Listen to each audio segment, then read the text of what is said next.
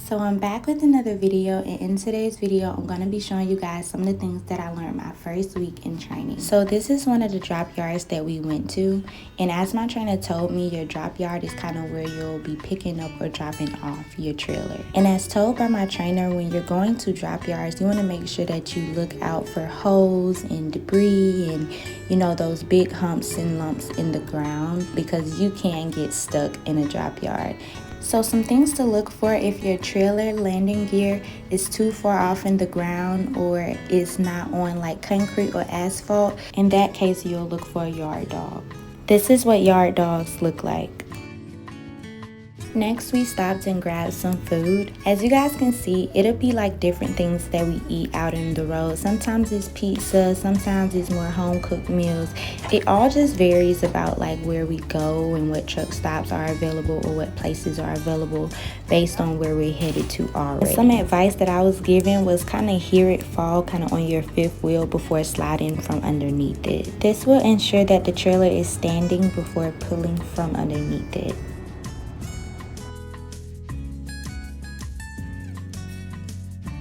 Okay, so let me tell you guys about what's going on right now. Right now, we just swapped loads and we just picked up our other load that we're about to get ready to take to the drop yard. We're on exit like 20. We gotta go to exit like 100, so that's what we're gonna be driving to. So, watch your tail, man.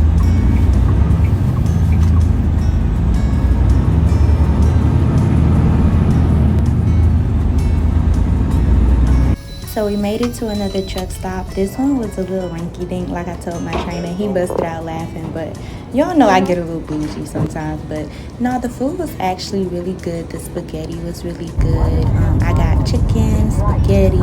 He forgot to put my macaroni on my plate, but it's all good.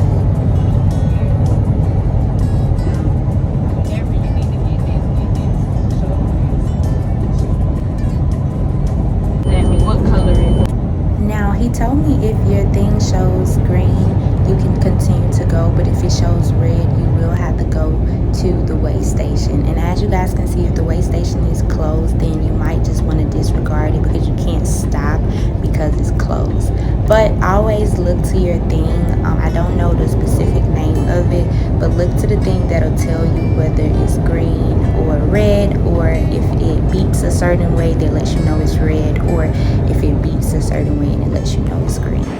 You can find your bill of lading on your trailer, and it's typically always beside your emergency service and electrical lines. Alright, so once you drop your trailer, you want to be sure that you put that back, lock it and secure it, and disconnect your service, emergency, and electrical lines from the trailer. This is connected, this is not. This is emergency, and I know because it tells me, and because my line is red. This is where you put your electrical and your service.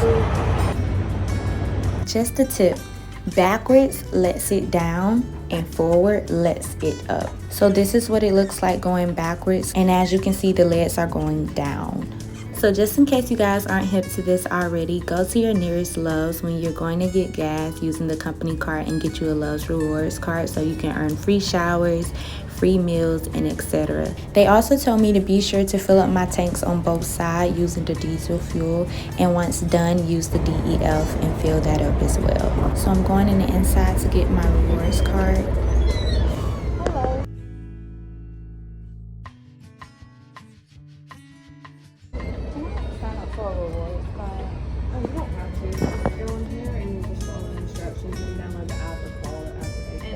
First 500 points you get, you'll have to call and add it like by customer service. After that, we can add it and everything.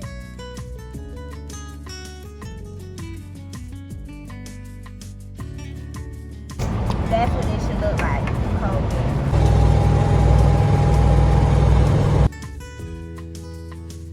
This is why you be sure to wear gloves, because look at this. Be sure to wear gloves when you're putting fuel in your tanks. So at this very moment, that's when I begin to realize that having good gloves and a really good flashlight is important. Something that you have to get accustomed to is hearing the dropping of your trailer.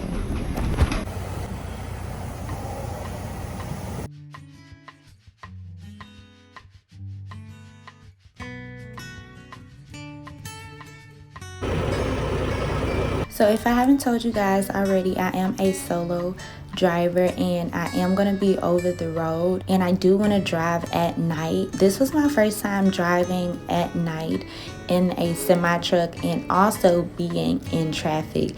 The reason that I wanted to drive at night is to avoid very close contact with cars like this, but my trainer wanted me to go through it and sit in traffic and just get a feel of how it feels anyway, you know, especially if it's an instance where traffic is like this at night. Something that I notice about myself when I'm driving at night is I like for my mind to be stimulated, not overstimulated, but I like for my mind to be stimulated.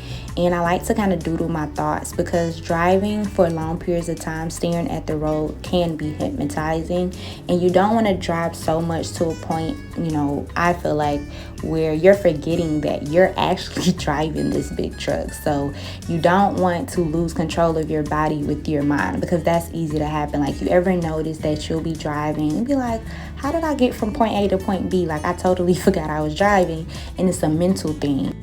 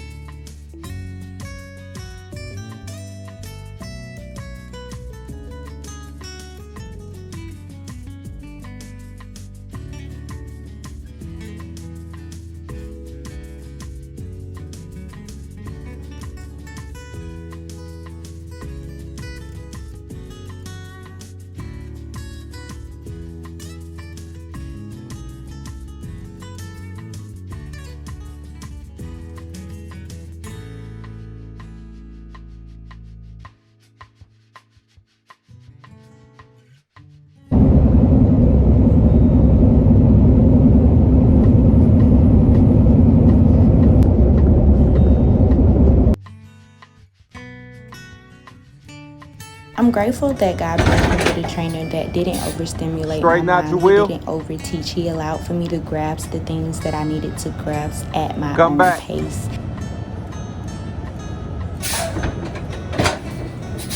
Do your tug test.